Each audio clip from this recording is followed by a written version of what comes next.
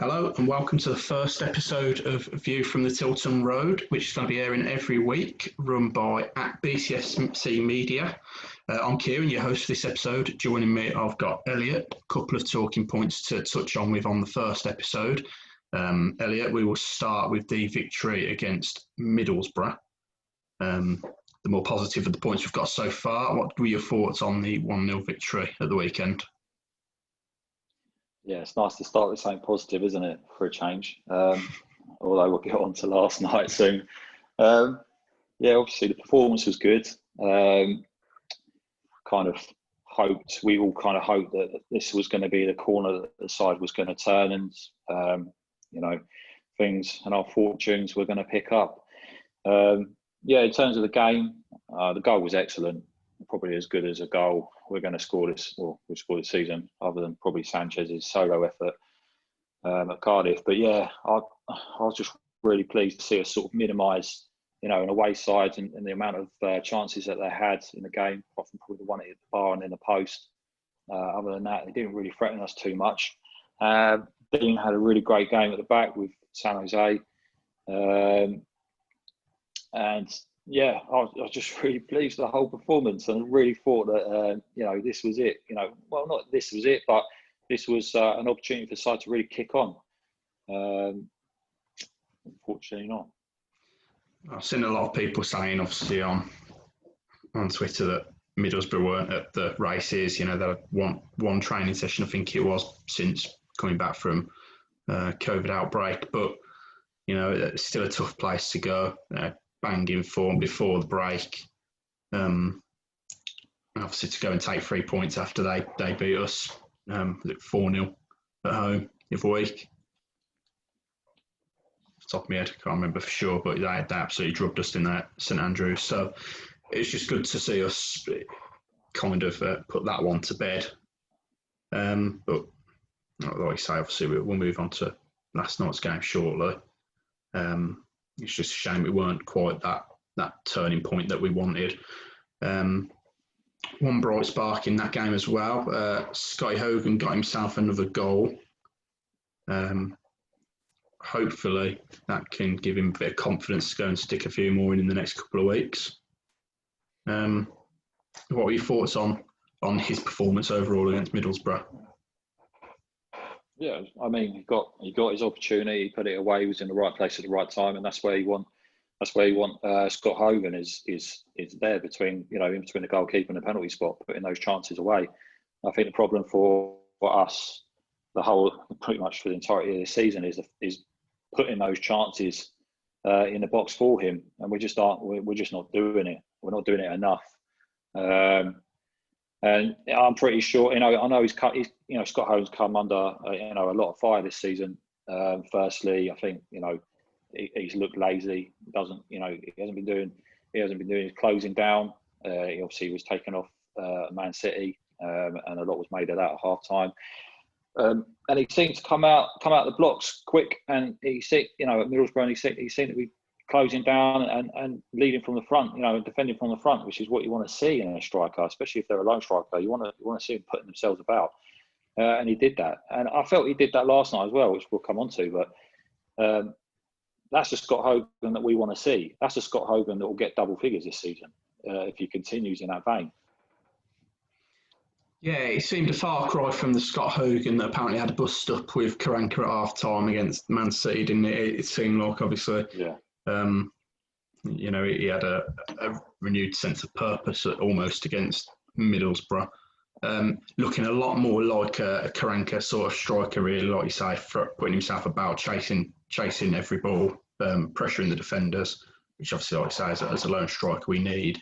And hopefully his injury is not too bad, touch wood, and we can keep him in that sort of mood, because he is a threat, isn't he? As long as he can keep himself on side, and he's huge more often than not. He can take his chances if he's on foot, if he's confident in front of goal. Another thing, like you said, Dean and San Jose seem to form a solid partnership against Middlesbrough. Looking like that's probably his preferred choice now. You're happy with them two at the back? I am, to be fair. I think San Jose, obviously, he lacks that pace. George Friend does as well. Harley Dean's not exactly rapid either. So, we do lack that speed at the back. But one thing that San Jose does offer is his eye for a pass. He will look to ping a ball, rather than sort of, aimlessly sort of pump a ball down the pitch like Roberts was doing. And don't get me wrong, I like Roberts. Aerially, he's a superb defender. And I've said it time and time again, but I think he gets found out when the ball's on the deck. And he has been at fault a couple of times. Well, who hasn't? I think the majority of that team has been at fault at some point this season. They're not playing that well. So, but I am happy with San Jose and Dean. They just need time now to strike up a partnership. It worked well at Middlesbrough. Unfortunately, it didn't work very well in the second half last night. Yeah, and then one more talking point from the Middlesbrough game was obviously the incident with Sanchez that Sky took great pleasure in trying to hammer home the fact it should have been a red card. I personally disagree. Don't think there was much in it at all. Sky seemed to avoid the fact that it was a possible foul anyway on Sanchez originally. Judging by your facial expression as well, you agree? No red card? Yeah, 100%. It's not a red card. It's a joke. But listen, we know Sky got previous. So they're obviously a lot of the supporters say it. It's all over Twitter. They've obviously got some sort of agenda against the club for one reason or another, and it gets laughable after a while. I find myself just muting it. I can't listen to the commentators most of the time on Sky, especially with the Championship. Yeah, it's usually Lee Hendry, isn't he? Obviously, he's never going to be kind about us, is he? Yeah, let's not talk about Lee Hendry. Moving on, then. Yeah, we've got the result last night against Preston. Yet another defeat at home. Just firstly, just your overall thoughts on the game, really. Well, I mean, how either side was, able to sort of see out a game of football on that pitch is beyond me. It's ridiculous. Something else we'll talk about, but again, comes down to the fact, at home where we're only having 2 shots on target throughout the entire game. We're susceptible at the moment to making mistakes. It's inevitable that we're losing these games. And I always said, previous to coming on it, it's a different game when you go away from home. The emphasis is on the home side, so we're more often than not going to find ourselves in the counter-attacking team, and a lot of our goals come from that. But last night, again, Preston is now the second best away side in the league. They're very organised, and they upped the tempo in the second half. They weren't quite at it in the first half, but in the second half they just upped the game and they hit the post, and then I knew it was coming. Yeah, it almost seemed inevitable, didn't it? As soon as you saw the way they started that second half, and we just didn't seem to be quite on the ball as they were. I mean, a game where, as you say, we're used to being a counter-attacking side away from home and kind of soaking up the pressure and hitting them on the break, whereas at home, last night we had more possession than Preston. It just goes to prove your point. We don't really know what to do when we're allowed to have the ball. We're more than happy to give it to Preston, and they had their tactics spot on, really, didn't they? But yeah. I mean, one bright spark people were saying was Halilovic when he came on. What did you think of his performance? He looked lively. Yeah, I think he's going to be. Obviously, he's struggling with his fitness at the moment, and Karanka, I think he threw him in quite early. About sort of 6 weeks ago, and he had a good cameo against Bristol City, and then he struggled with his fitness. He's back now, but I'm hoping that he's going to get longer than 20 or 30 minutes going forwards, because I think we need players like this. And like you said, when it comes to playing at home, you need to have players that are confident to take the ball, to want to have the ball and take the ball forward. And we don't have an abundance of those players. The players that we do have that want to get on the ball and try and make something happen are not affecting the right areas of the pitch. Because I go back a while, and I remember watching a Barnsley game, and Sanchez and Bella, or I think Bella didn't play, but Sanchez is picking the ball up, on the halfway line. And that's not where he wants to be picking the ball up. He wants to be picking the ball up at the corner of the box, or 5-10 yards from the edge of the box. And this is simply because we don't have the ball players. We don't have players that want to get on the ball. They want to make a forward pass. They want to move with the ball and bring it out, from our own half. And this is what we need. We need the Halilovic. I'm interested to see how the new lad from West Brom is going to fare as well, because he's a player again that likes to get on the ball and dribble it and take people on. Yeah, you've seen, and one of the points being made last night is just how quickly Kift and Sunjic want to move that ball on when it's at their feet. And I mean, Sunjic was big, too many attempted diagonal passes for my liking. And not sometimes, if they want to move the ball on, fine, but keep it simple, keep it ticking over. They obviously haven't got a killer pass in them, so there's no point even letting them attempt that, because that's where most of the attacks break down, really, in that middle third of the pitch. If one of those two got time on the ball, just gotta let them keep it simple and let the front three or four do the work, if you will. They're good enough to, in theory. Also Sanchez he's had a couple of quieter games, but they are good enough to cause problems. So I don't really know. Listen, I've said it for a long time. We haven't had a capable central defensive midfielder that's comfortable in possession, wants the ball, wants to pass the ball, wants to move with the ball, wants to actually advance up the pitch. As soon as you have a midfielder that can actually advance on the ball, play a forward pass that's further than 5, 10, 15 yards, it opens up space for other players. And the problem you have is when you've got two very similar players in the central defensive midfield that play exact same game, they don't, like you, exactly like you said, they want to offload the ball quickly, which is fine. You don't need two players doing the same job. And the problem that is then your forward players are receiving the ball further away from goal. They're picking the ball up further away from goal, and they're not effective in the right areas. And like someone said to me last night on Twitter, they said, well, we've got a number 10 to do that. But again, you don't want your number 10 picking the ball up on the halfway line. You want your number 10 in and around your striker. You want your number 10 picking the ball up 5, 10 yards outside the box, 15 yards outside the box, not in his own half or on the halfway line when he's under pressure. And the problem you've got is with the opponents, and I'll quickly make this point, is that if they know that your only threats are out wide, where do you think they're going to concentrate their defending on? And this is the problem. And you don't want Kiffin-Bell and Sunjic constantly on the ball.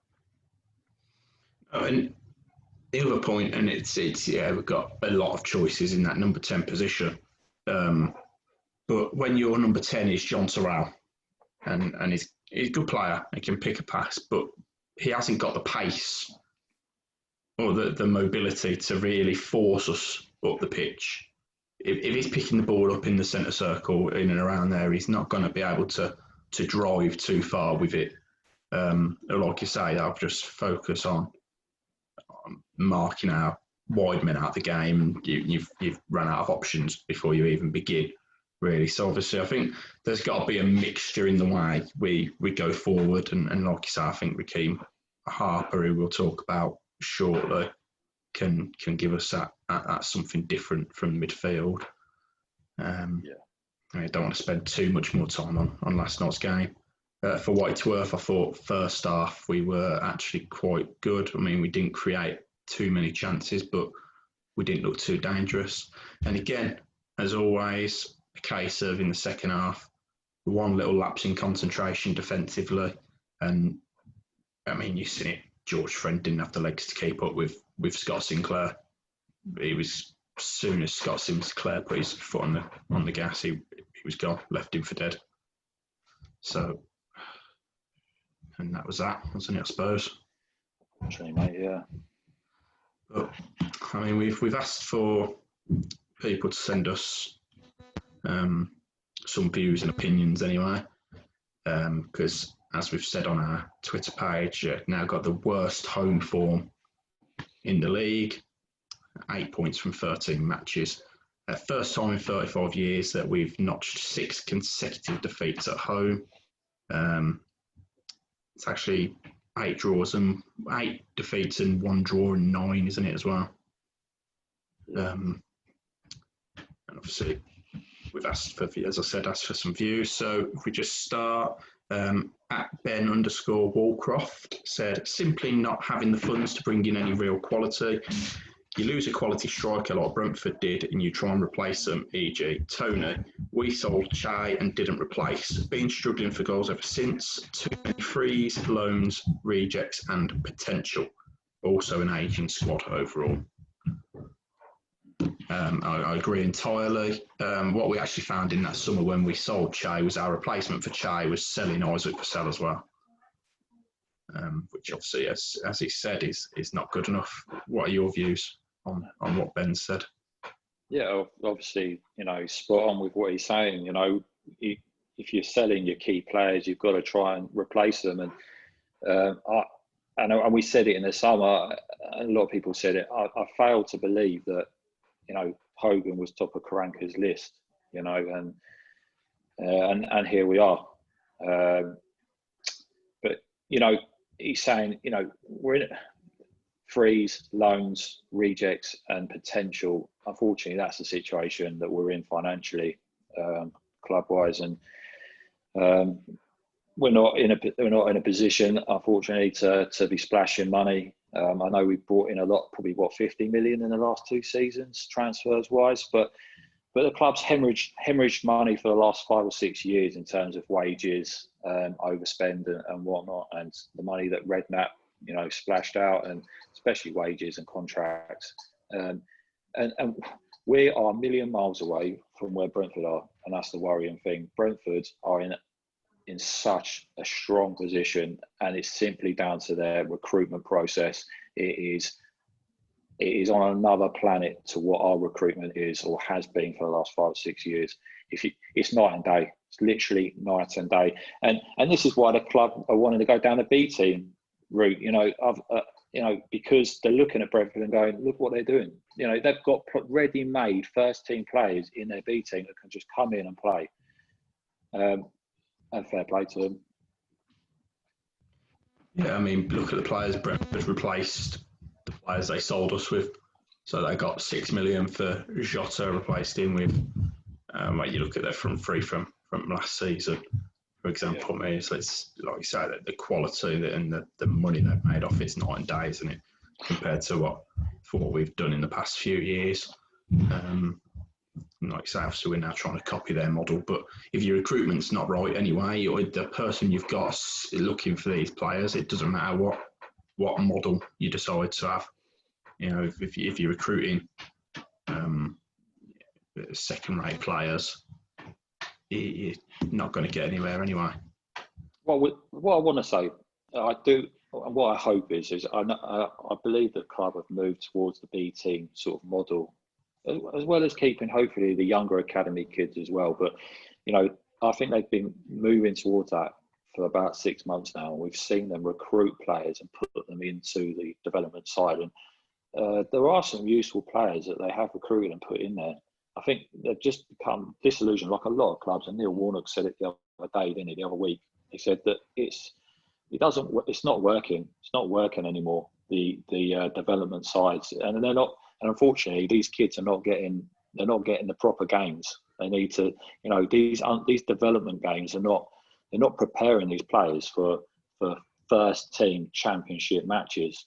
And let's be honest, we've got players that come from the second division in Spain and can't cope with the championship. So what are players that are coming through from development games? How are they going to cope? They're just not coping at all. So, I do hope that the club has definitely made a good decision in terms of this, and I do hope that we can move forward and hopefully, but exactly like you said, the recruitment's got to be spot on with it. It's got to be spot on.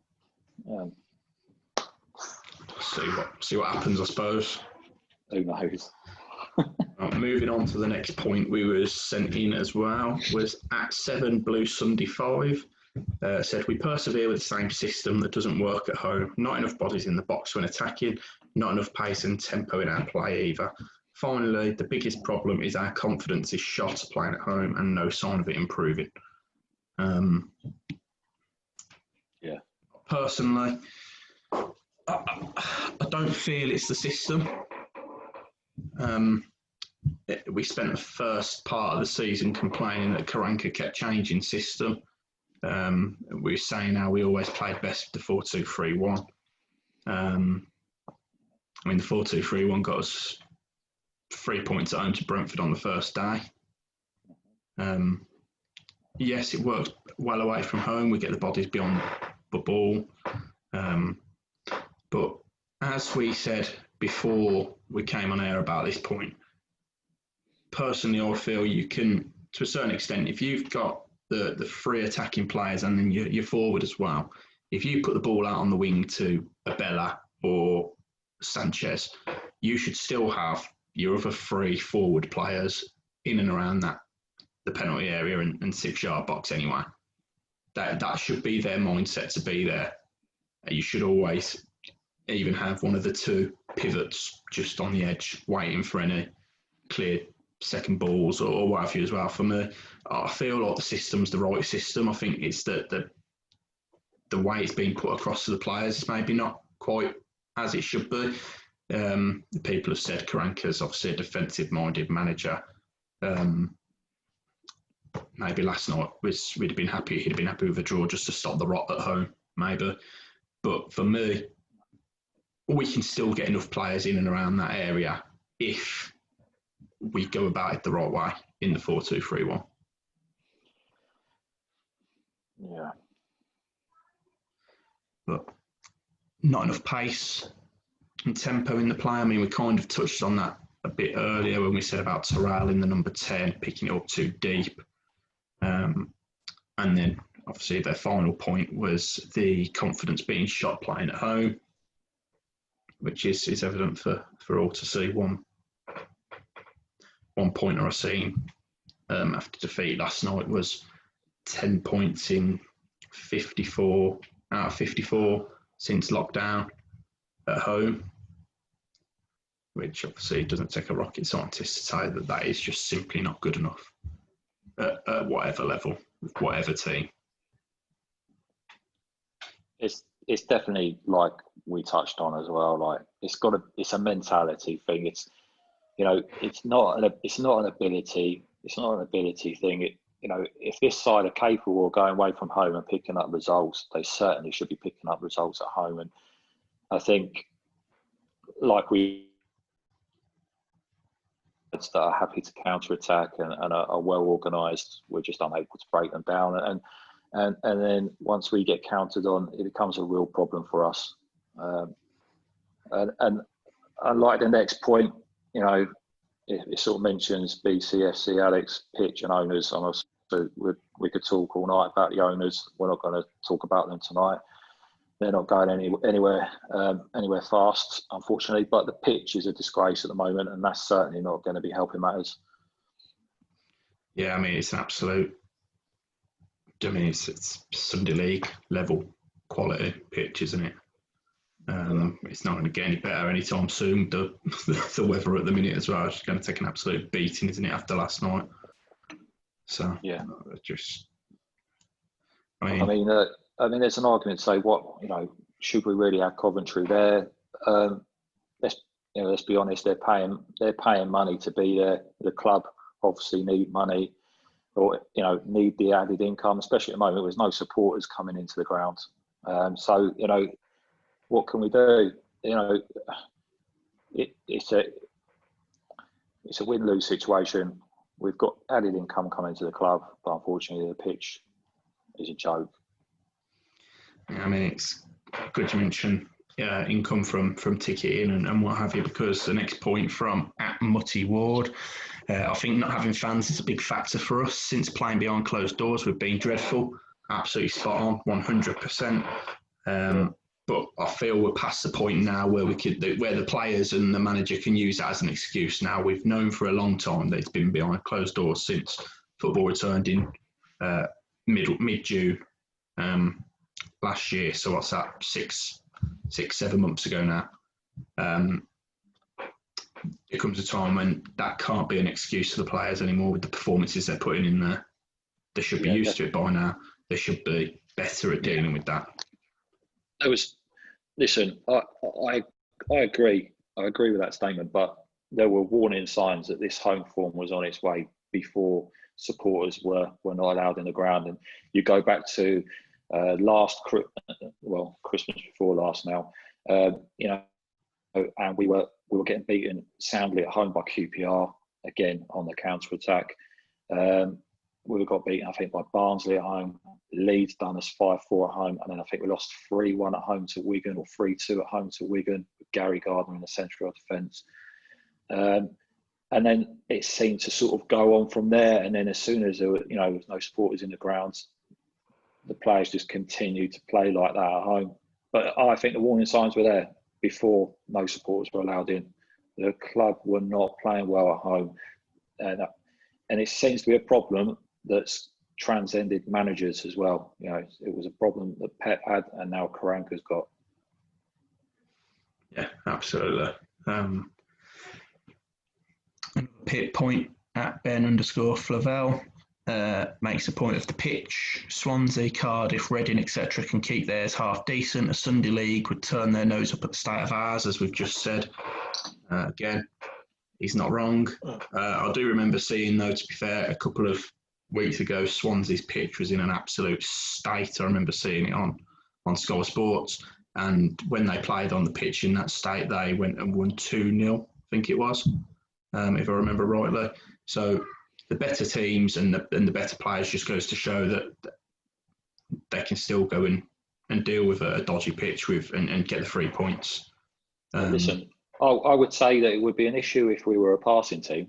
If we were a team that liked to keep the ball on the deck, and like to play, tiki-taki football and actually play nice football, which we haven't done for about 10 years or longer, then I'd say, yeah, it's holding us back. We're on it's creating a level playing field, but at the moment it's not, and it is a level playing field right now because both sides have got to play on it. Both sides are playing in front of no supporters, and yet we're still losing every week. The last point made to us, which brings us on to the next talking point we had anyway. The BCFC 84 simply says manager. Which brings us nicely on to our next point as we run a poll on Twitter today. Basically just saying with the defeat bringing more pressure again on Karanka. We wanted to know if people are Karanka in or Karanka out. Results are 76% of the fans who voted are still for Karanka in. Well, we've just seen today that Neil Harris has been, let go by Cardiff, and in the last 10 games, Cardiff have picked up 2 more points than us. So, make of that what you will. I think, personally, I thought Karanka was coming under pressure around Christmas. I think now, as the poor form has continued, I don't think he's got too many more games left if it carries on like this, because I don't think the club can suffer a relegation the way the position it is financially. And I think the owners would pull above Dong's head, I'm talking about, would pull the trigger. Whether they do it with enough time for a manager to come in and affect the squad and keep us in the division, who knows? We've seen it with Zola. They were reluctant to pull the trigger, and the poor guy had to walk out himself. And he looked like he was on the brink of depression, the poor guy. I get the feeling with Karanka, he would be more of a person that would probably say, look, put his hands up and say, this isn't working. I can't continue with this. I can't continue with working the players. And I think he would probably more or less walk out. But I think if we lose to Coventry and then lose to Wickham, there's going to be big problems. Yeah, one of the points also was made on our Instagram earlier, which was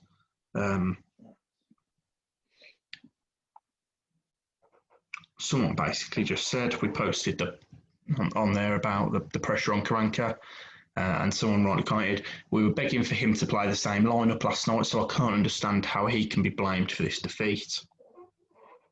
Which I understand what they're saying. We was after Middlesbrough. I don't remember seeing anyone saying change the lineup for last night's game.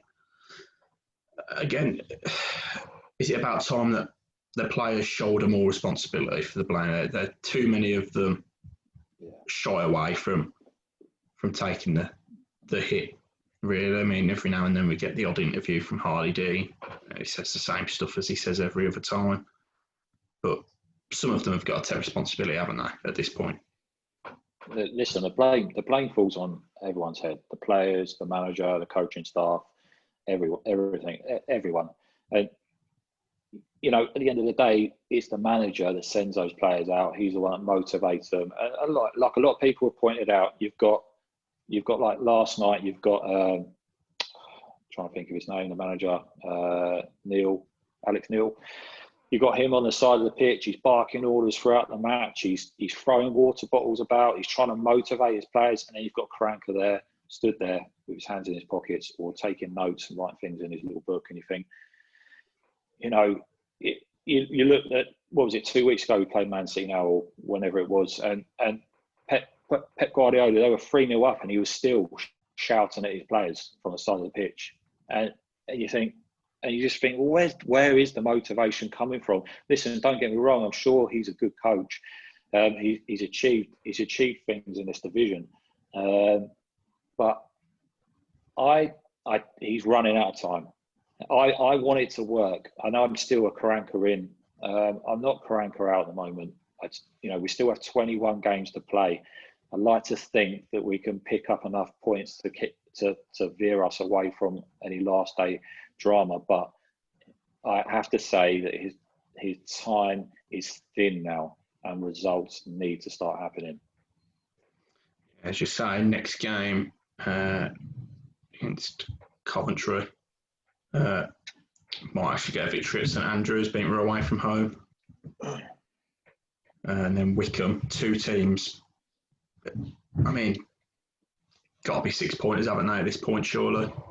With the form we're in, we can't afford to drop these points in either of these two games, really. Oh God, no! We can't afford to lose either of these two games. I mean, Wickham are 9 points behind us, I think. Coventry are in the same position as us. I think they've got a game in hand, though. And I know they've gone off the boil lately, and I know some of their supporters are unhappy with Mark Robins now. And it's funny how quickly things change in football, you know. But I must admit, if we lose to Coventry next Saturday, it's very worrying. Yeah, that's well, obviously we'll discuss that on the next recording as well. Yeah. Just a couple of other little pointers. Obviously, we've spoke about him already, but Raheem Harper on loan for the rest of the season. No clause in there to make it a permanent deal, but some suggesting, obviously, that the possibility is there. Happy with the signing? Happy with what you think he brings to the team? Yeah, definitely. I don't get me wrong. I'm not an expert on the player, and I know he's been in and around the first team of West Brom for a couple of seasons now, and I know it looks like he's played 2 Premier League games or made 2 appearances in the Premier League this season as well. So he's definitely on their fringes, and I think it's definitely a positive signing for us, and it's a loan as well. So it's risk free. You know, if it works out, great. We could possibly look at potentially recruiting him on a contract or sending him back if it doesn't work out. But I think we definitely need more energy. Maybe not so much more energy, because Kifton Bells and Sundish, they do offer that in the midfield. But I think what we do need is someone that's comfortable on the football and that wants to actually to actually create, put his foot in, and take us up the pitch, rather than, like we were saying earlier, someone that just wants to offload the ball. We need players that want to be on the ball now. It's coming into a crucial part of the season, and we don't want a team of players kicking the ball around like it's a hot potato, because we're going to only end up in one position, that is relegated. So, yeah, I'm happy with the signing. I just hope, like everyone else is saying, that a decent striker follows him through the door now. So that's the other point I was going to make, is obviously for the rest of the window now, all attention has got to be on bringing another forward in, hasn't it? One that suits Karanka's style of play, rather than just bringing in someone to make up a number. Yeah, definitely. I know a few people have bandied Glenn Murray around on Twitter today because he's now a free agent. And don't get me wrong, I would take Glenn Murray if the money was right. Obviously, he's on Premiership wages, or was on Premiership wages.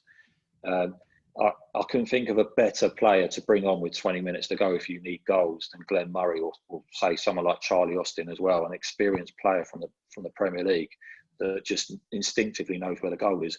But we need a starter as well. We need a striker that's going to start games. That's not Glenn Murray. That's obviously going to have to be someone younger. So yeah, this is crucial now. We really need a striker now, because what have Hogan and Djukovic got between them this season? 5 goals, I think it is, which is abysmal. And this is why we are where we are. Fairly sure that when Hogan got his 3rd goal of the season against Middlesbrough, he became our top scorer, if I remember rightly, coming to the end of January. And our top scorer has 3 goals. So obviously the pressure on getting a forward in, as it has been for many a window now, is probably going to go right to the wire, isn't it? Yeah, definitely. I know everyone's in for a decent striker now, especially teams that, teams in and around the top 6 and teams in and around the bottom 6 are all looking for that extra goal power now. Obviously, we've not got money to go out and spend. So, I've got a QPR mate, and he the last week or so, he's been texting me going, "Oh, we've got this player, we've got that player, or we're in for this player." And I'm thinking, Jesus Christ, like what we do for a Charlie Austin, he's only 31 still, and he's a clinical striker. And even if he can't play a full 90 minutes, he's worth having on for the last 30 minutes. They're in for Stefan Johansson from Fulham, again, a solid central midfield player, and a far upgrade on what we've got in central midfield, that's for sure. It frustrates me that we're, I like the look of this Raheem Harper, but if we're pinning our hopes on a 20-year-old that's been playing development game, majority of this season in the development team, it's worrying, isn't it? Don't you think? Yeah, it's got to be an experienced head that comes through the door next, as you say, up front, someone ideally that can start games. But see, your point about Austin, who went to QPR, Glenn Murray, these sort of players that have been in and around football for a long time. They've been there and experienced promotions. I'm not saying they're going to forest promotion, not at all, but they've been in the league. They know what it takes to get out of it. That's what needs to be brought in and fed down and through the rest of the squad now. That's what we looked at when we brought in Clayton. I can't see any other reason why we signed Clayton. That was what a friend was brought in for as well, to a certain degree. He still offers something defensively, but he's got that know-how. A lot of the players there, otherwise, Kifton Bell, when he's been with us, he's never known anything other than a relegation scrap. Sunjic the same, only there for a season and a half, but last season stayed up on the final day. The likes of in midfield, there's got to be some more experience in that team for me, and ultimately a goal scorer. Whether they're the same player or whether it's 2 different players, I think we need to get both of those things in come deadline day. Yeah, 100%. We need experience. We need a goal scorer and experience. I'd be all over that Stefan Johansson right now. He would be the perfect fit for us. Someone that can actually control the game someone that's actually, confident to be in possession of the ball. Someone who's been there, done it. He's been promoted with Fulham. It frustrates me. Don't get me wrong. I'm happy with the young lad from West Brom, but last thing we should be doing is piling pressure on him to start, changing our fortunes right now. Like I say, we need a bit more experience coming in through the door. But what, 10 days? I don't know when the deadline day is.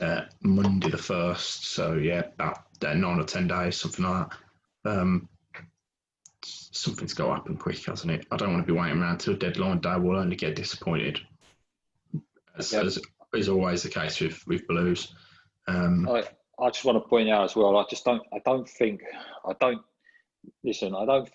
don't worry about the ability in our side. I more worry about the minerals and the want to get out of this problem that we're in.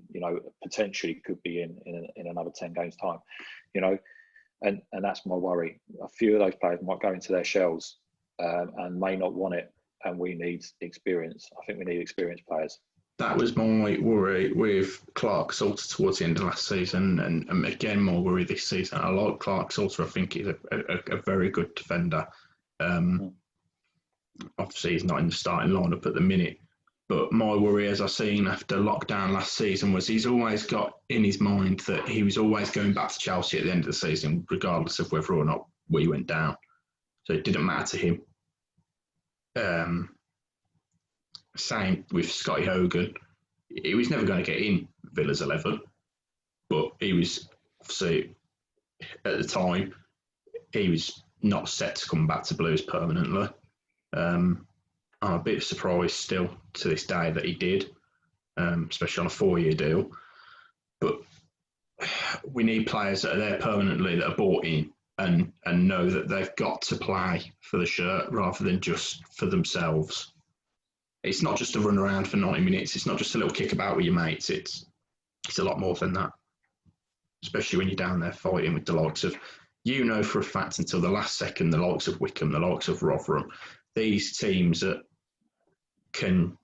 Rotherham, they're yo-yo like no one's business, don't they? From Championship to League One and back again. They're going to be fighting until the last second. And it's about time we start showing that fight as well.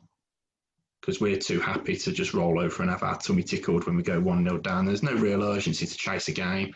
Even last night, we didn't look like we was putting too much pressure on Preston. We're more than happy with what was going on.